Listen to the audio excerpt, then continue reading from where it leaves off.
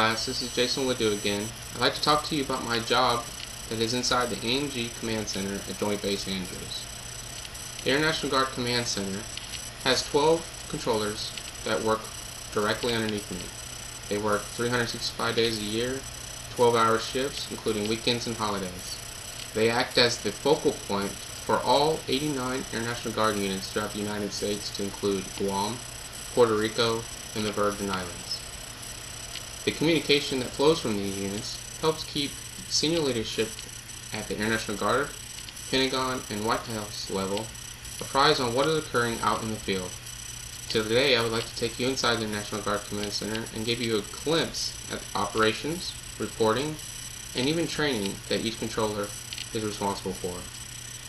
The ANG Command Center operation is vast, and I can only talk on a few as some of them are classified.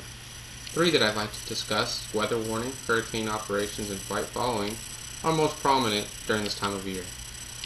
Weather during the summer months can be brutal, with tornado warnings, thunderstorms, and even high winds.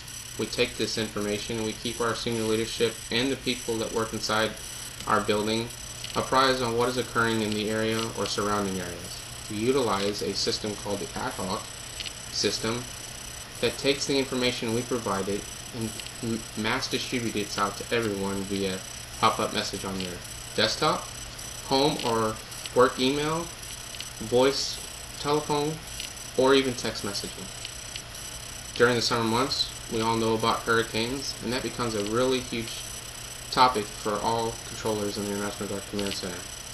We take all the information from the point the storm is named, and we brief senior leadership with track, wind speed, and any ANG units that might be in the path of this storm.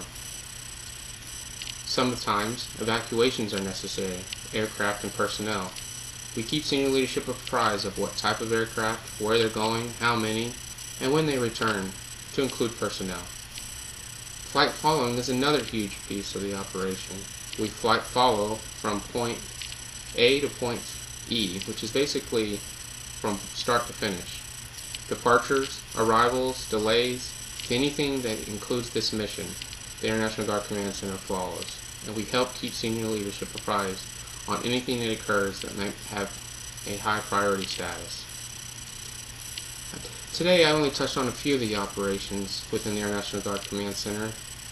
Unfortunately, I cannot go into great detail, but I'd like to step into the reporting aspect that a lot of what I just talked about does occur once these events or incidents happen. And reporting is significant to keep senior leadership apprised on what's going on at both the Air National Guard level, Air Force level, and the White House level. These type of reports are home lines, B lines, and pinnacles. Time requirements are huge to keep senior leadership apprised on what's going on, to make key time decisions to help save lives and property. Voicing these reports is 15 minutes from the time the event or incident occurs.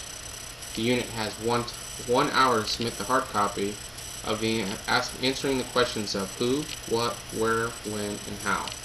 A type of report that I can bring to mind is an aircraft crash, which can meet B-line requirements. You have 15 minutes to report it.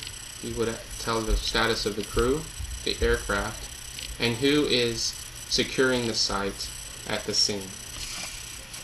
With the Air National Guard Command Center such a highly stressful job, training is paramount to keep people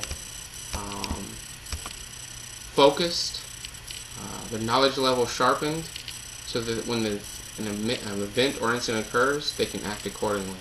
The Air National Guard Command Center has three different types of training: initial, reoccurring, and formal. Initial is when I get a new airman coming into the command center that has never worked there before. This is an initial overview of what our mission details and what they will be required to do day in and day out. Their type of training is tested and scenario based to make sure that they understand and comprehend the material being taught. Recurring training is all the controllers. This type of training is usually based through general knowledge testing and emergency action testing. General knowledge testing is based on knowing your general knowledge of your job and the mission that we have at the Air National Guard Command Center. Unfortunately, I cannot touch the emergency action testing, although that it is extensive, and that if you fail more than 3 times in 3 months, you're automatically decertified, and if the trend continues to happen, you have to retrain into another AFSC, or another job. Formal, the last one, is basically monthly training meetings that we have every month to ensure that all training is being met, that Air Force mandates, or new procedures and policies that have been in place during the last month. In conclusion, I spoke very briefly on the operations that are in the International Guard Command Center, from weather warnings, hurricane operations, and flight following. With all those operations, many come with reporting, from home lines, B lines, and Pinnacle, which help key senior leadership make key time decisions to help save lives or property. Training being a huge key to the success of the overall mission, we talked about initial, reoccurring, and formal. The International Guard Command Center is a thankless job. You hide behind 4 walls with no windows, only one door, and the only way that we see sunlight is through cameras. But our job helps save lives and keeps key senior leadership apprised of what is going on so that they can make key time decisions in saving lives and property. Thank you for taking this time to understand my job a little bit further. Have a great day.